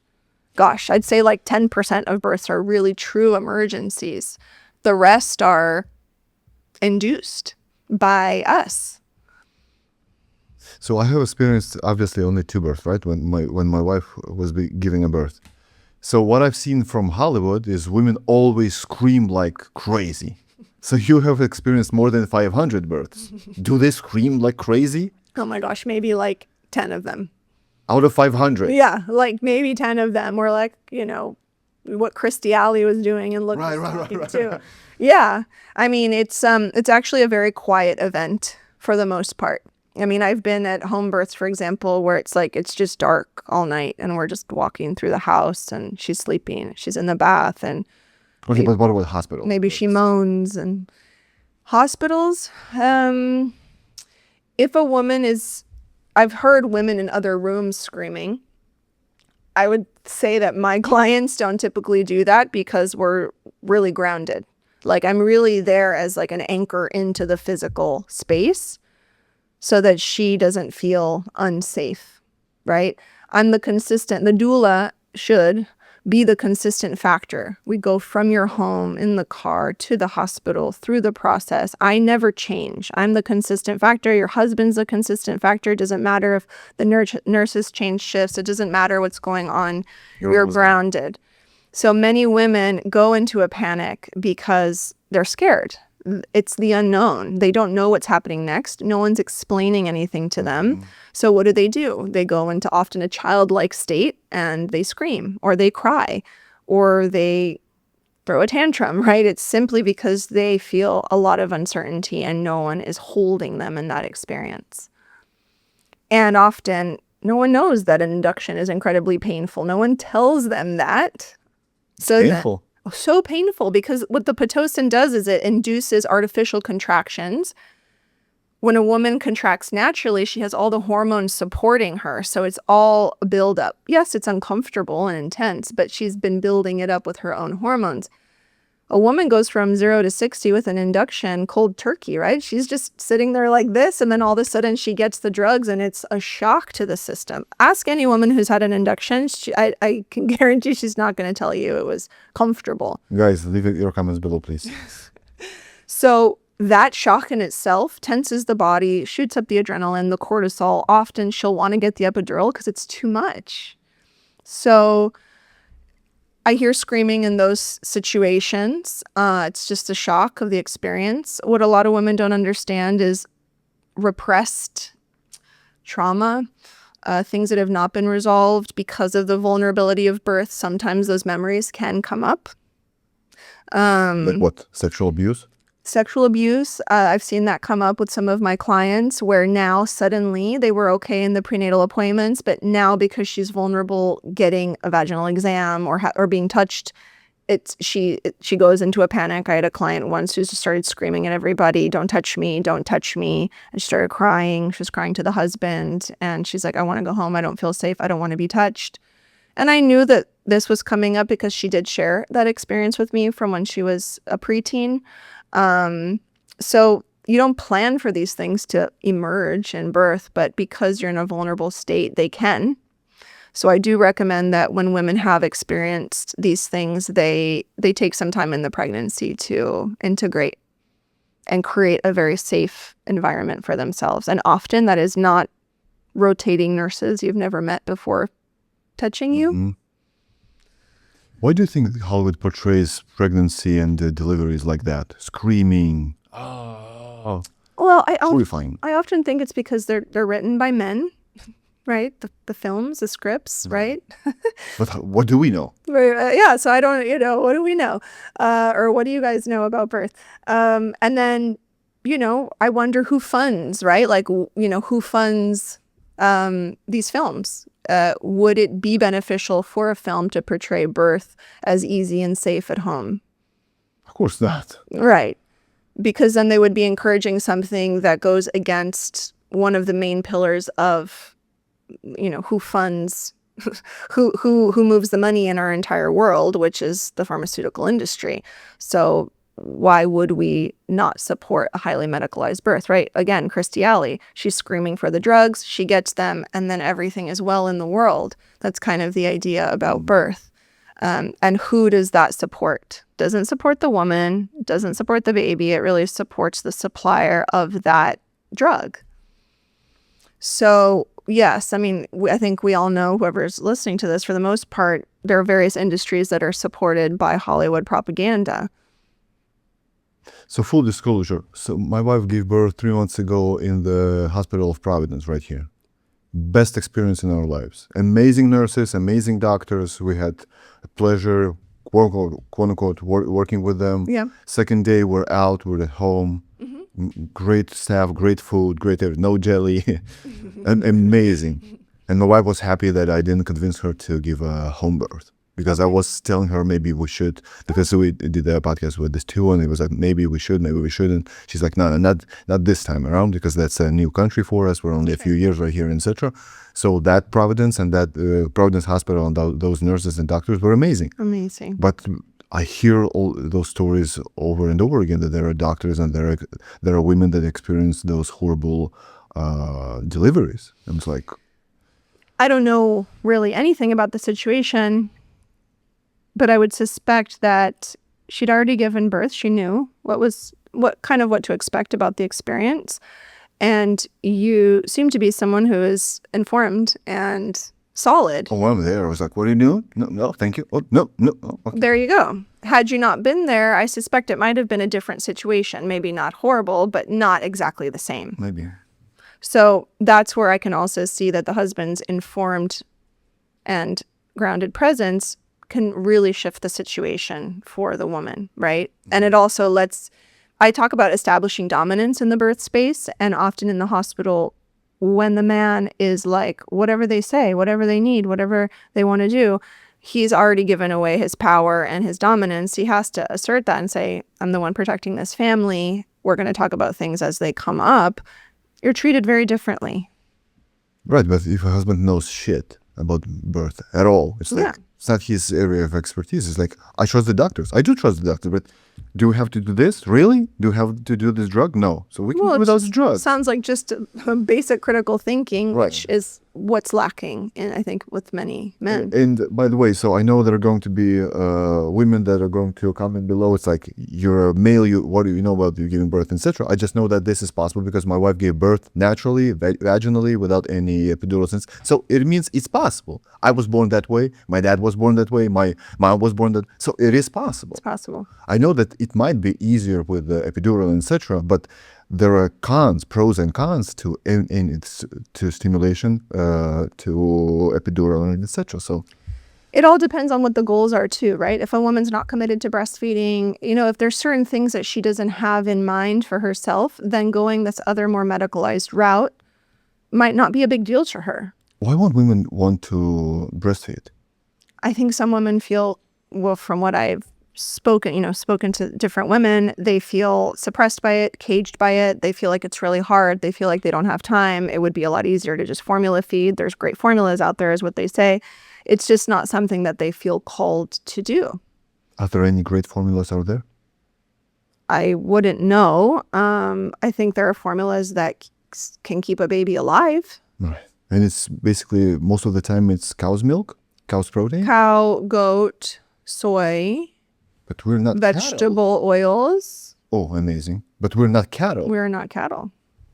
No, I mean, there's a hierarchy of feeding, right? It's breastfeeding directly from the breast. It's bottle feeding your own breast milk, right? Donor milk from another human. No way. There is a donor milk? Yeah, I have a friend here who overproduces, so she donates to milk banks. That's better than a formula. She overproduces? Overproduces. How many kids does she have? She has 2. And when the second one was an infant, she was just overproducing. She had so much but extra. it's temporarily. Yeah, for about She's not a cow, so you can get 6 milk all the months. time. Yeah, 6 months she overproduced and saved it all, froze it, and donated it to a milk bank. And it actually went to a woman who developed breast cancer during the pregnancy, had to do a double mastectomy, and wasn't able to breastfeed, but she was able to give her baby 6 months of breast milk. She froze it. Like ice. Yeah, in packs, right? Labeled, and then it's thawed, and then it's given to the baby. That's going to be better. But then people have I'd rather give my baby processed cow's milk or processed formula coming from a cow than a human. But that's actually the composition that the baby needs Right.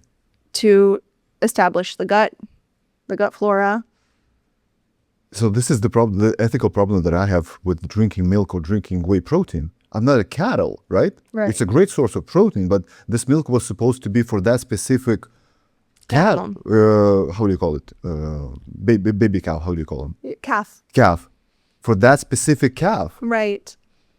Breast milk is for that specific baby that day, even, right? Right. Milk Day. changes. So it's dated and it's night and daytime, right? So the mother is, if she has the luxury of getting that amount of milk, she can time it along with the baby's development at the stage that they're at.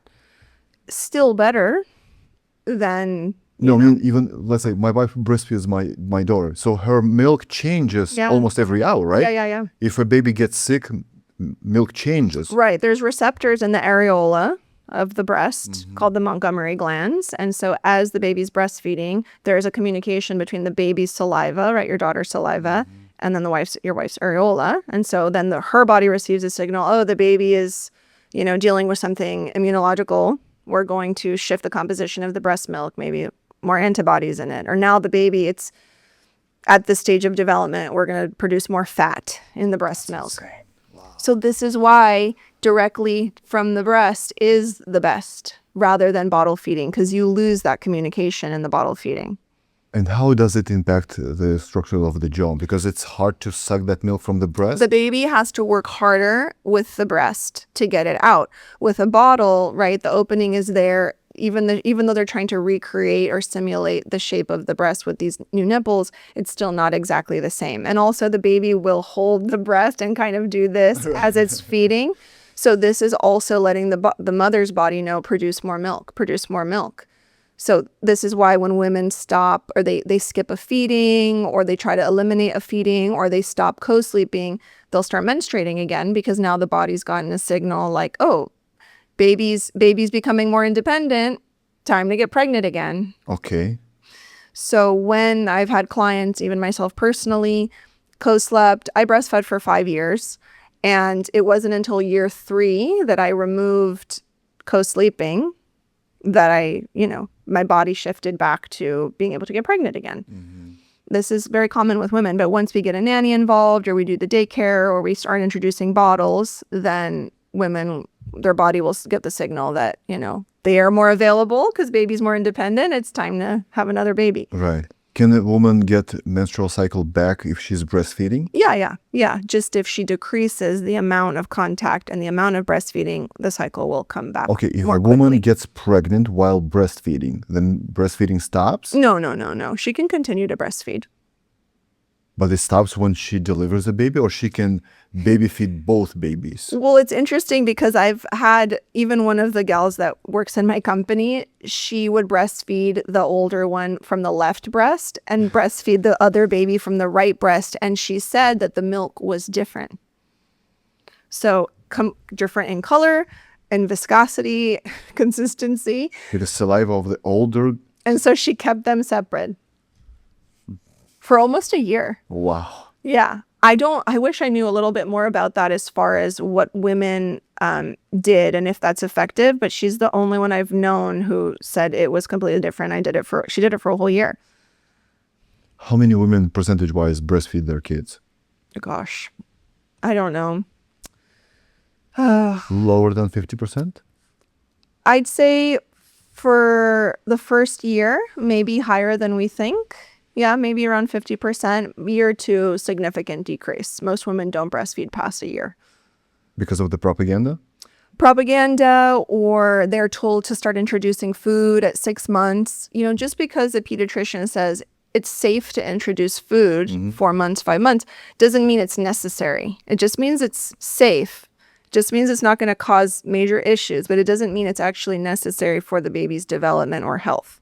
So I think because of that, introducing baby food or snacks or whatever it is, it starts to disrupt the breastfeeding. The supply decreases, and then the woman says, I'm not producing enough. I have to switch to food now. I also think many women don't see the benefit, or an uncle of mine, I remember once he said, I heard that you're still breastfeeding. Your daughter's 2. Your milk is no good anymore. I was like, what are you talking about? Uncle. My uncle. How about you shut up? I remember just like, it was, but that's the kind of ignorance that we deal with as a society, that we just don't know. Breastfeeding's not part of daily life. We used to live in homes where there were multiple women of all ages in the same home or in the same building that were related to you. So you would see your cousin or your aunt breastfeeding. You grew up learning about this as a normal part of life. But now most women, they never saw anyone breastfeeding. They might have not even been breastfed. So it's just like it's like losing a language, right? It only takes one generation to lose a language. One generation to lose recipes. So this is what happens with breastfeeding and with birth. Oh, your mother, had a C-section. Most likely you will too, unless you learn something different. Hey, you Italians, please do not lose your recipes. Best cuisine in the world, please. Italians only. Mexican maybe, but Italians for sure. Pizza, pasta, raviolis, risotto, please. Paint me the perfect picture of a woman giving a birth to a child, not having postpartum depression. Big house, big home, maybe apartment complexes where you live, your sister lives, your mom lives next by or something. If there is a perfect picture, not from the movies, but perfect picture that is attainable, what would that be? I might reverse engineer it. I might say, let's just paint a picture where there's a young girl, she's 10 years old, and she's entering her, her prepubescence. And her mother is explaining to her what's happening with her body. And she's never been shamed about what her body is doing, what it looks like. She's never been categorized. She's never been told you need to look like this for me to love you or for you to be a good person, right? And then when she begins menstruating, it's celebrated. She's educated on what the body's doing. She's educated about how to honor her body. She's taught now how to eat differently so that she can support her body for whenever she chooses to become a mother, right? And at that point, she chooses a mate because she's been told how to choose a mate properly. So she gets into a healthy relationship, and she's then nourished at this point because she's learned how to prepare her body. She's been shown from different family members what breastfeeding is, that it's normal. She's been shown that birth is normal, that birth is not an emergency event. She's been shown that being a mother is actually something to be proud of, that supports society, that's very fulfilling, that she can be happy doing this, that she can excel at it. So she's been given all this information. And then she chooses to birth, whether it's in a hospital or whether it's at home or at a birth center, the way she wants to, without fear. And then she goes into a home postpartum where she's being fed, she's being supported, she's being told that all of this is part of the process, that there are people there for her if she needs them, but that she knows what to do, right? But if it's already too late, she's not 10, she's 20, she's getting married, and they're about to have a child. But if we have children, I'm just saying this is what we need to do for our boys and girls. But if she's already there, she's about to get pregnant, what she can do, because there's not a lot of time, pregnancy goes by really fast. She has to enlist support, right? Okay, I don't have family here. How can we make it possible for my mother to come and stay? I don't know, or a family member to come and stay for 3 weeks. And then a different family member comes at the end of those 3 weeks. Do we have a place for them to stay, or can they stay nearby? My husband and I are going to take a birth class, and we're going to learn what's an emergency, what's not an emergency, right? We're going to learn how to communicate with the medical staff. We're going to get really clear on our values and our priorities, right? We don't want to vaccinate, so we're not going to do this, right? Or we want to, and we're going to do this. What matters to both of you, and get on the same page, because often I see couples are at odds about certain things, and that creates a lot of turmoil for postpartum. So once they get their values aligned, they're birthing in a place that she feels safe, where they're supported. There isn't this power struggle with their medical provider, midwife, doctor, whatever it is, and they have a postpartum support system in place, everything should be as uneventful as possible, I would say. That's the ideal scenario. I wouldn't say that it's perfect. Nothing ever feels perfect, but it's ideal for the woman and the baby to thrive. Oh, I remember the question that I wanted to ask you in regard to breastfeeding of the breast. So, in order to get in order to get that breast form back, is it better to breastfeed or not, or it doesn't correlate at all? The shape of the breast? The shape of the breast. Oh, yeah, most likely if you don't breastfeed, then you'll retain the original shape of your breast. But getting the form back, not usually. Okay. So Yeah. maybe this is the issue why women don't want to breastfeed? That has definitely been something that I've talked to women about, is concern that their husband will look at them differently after breastfeeding or birthing vaginally. So that's something that's, unfortunately, it's in their relation. It has to do with their relationship and the way in which what they value about each other. Guys, I wonder how your chest would look like if it would be sucked for 2 years every day, 10 times a day. You wouldn't be happy about this, so please. Once again, uncles, shut up. Yeah. You know better. Yeah. How to recover as fast as possible? We can prepare during the pregnancy for a more swift recovery. So primal movement is really good during the pregnancy. What do you mean? Like climbing trees, swimming. Climbing trees? Yes. No way. A mom is going to climb a tree? Well, unfortunately, most women stop doing that when they're kids, but it's one of the best. It's one of the best forms of exercise for building the core strength, but not straining the body, building endurance, doing it barefoot. I'm not saying climb a palm tree, but if you have low trees, that form of climbing, or you can do lizard walking on the ground, lizard crawling.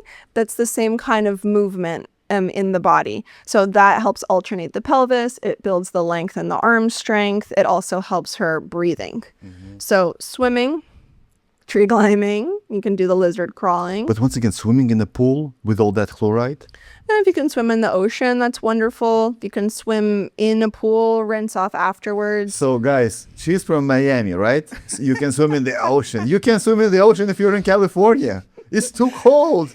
All year round. The Russian women do, well, I don't know about now, but cold plunging in pregnancy, which is really good for stimulating the immune system. But they do it in pregnancy. So it's not out of the question. Okay. But yes, the swimming is really good. And dancing. Not like ballroom dancing, but more African dancing, barefoot, primal movement dancing. That's really good. That's prior. During the pregnancy, what this does is it builds endurance so that the woman has that endurance, the flexibility, the elasticity in the body, in the perineum, a lot of squatting. It helps them have a better labor and birth experience, which can then lead, of course, to better postpartum outcomes. Along with the primal movement is the nourishment. So building the stores, reducing inflammation, high fat, high protein diet, then makes it easier in postpartum. So I'd say those are very accessible things to do. And of course, the education. It's accessible. There's unlimited resources on the internet. We have a lot of free resources as well. But at this day and age, there's no reason that women, especially in this industrialized nation we're in, can say, I was unprepared. I didn't know. I didn't have the resources, Even in really dire situations, there's a way to get access to different resources and information. YouTube. A lot of information is just on YouTube, basically. Yeah. Even this to our podcast. What would you say is the ideal time to get the second baby? Physically wise. I know women to women they differ, but still. I would say 4 years. 4 years? So if you have 3 kids, it's what, 8 years? I would say 4 years between each one is ideal for the woman to completely restore and recalibrate and give the child what it needs. Okay, maybe 3.5 years. I know some people feel really committed to having babies back to back all in the same age group, but it will deplete her to the point that it could become incredibly unhealthy. So proper family spacing, 3 to 4 years minimum. And it will help to get in shape with abdominals, right? Too? Yeah. And one of the best ways to restore the abdominal, like it's called diastasis recti, and it's on a spectrum of minor to more severe. But when you do baby wearing, when you wear the baby on the back, that naturally will help you rebalance your equilibrium and help you rebuild your core and bring the abdomen back together without having to do very specific physical therapy. But this is typically how women did it, was just by wearing the baby. Or carry a backpack. Yeah, or carry a backpack. Right. With some sandbags. So you deliver a baby, in 6 months you go hiking. You can start walking after that postpartum window closes, where the woman should be home nourishing herself for 40 days. After that, do some more walking. The bleeding has stopped. You can do walking, wearing the baby. Yeah, by 6 months, you should, if things have unfolded well, be able to do more rigorous walking and maybe hiking. Is there anything you want to touch on this show that we haven't? Goodness, we've covered a lot of ground, but yeah. So guys and gals, all the resources, all the social media of yours is going to be put in the link in the description below.